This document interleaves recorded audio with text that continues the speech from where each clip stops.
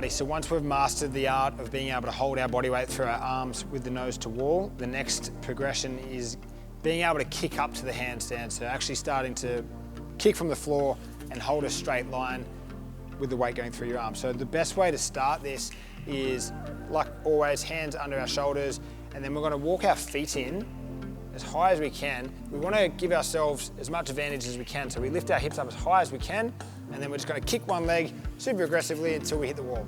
So early on, we can allow ourselves just to hit the wall however, and then over time, we obviously want to make that a lot softer and a lot more controlled to show that we own that position. So from here, we're looking for toes together, legs together. We're looking for a squeeze bum, tension throughout the midline. And you can see here, he's got a nice straight line from shoulders to toes.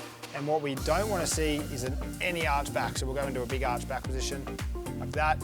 So you can see there, he's just passively chilling out. We want to stay active throughout the movement, and we want to press through the floor, getting our shoulders on our ears.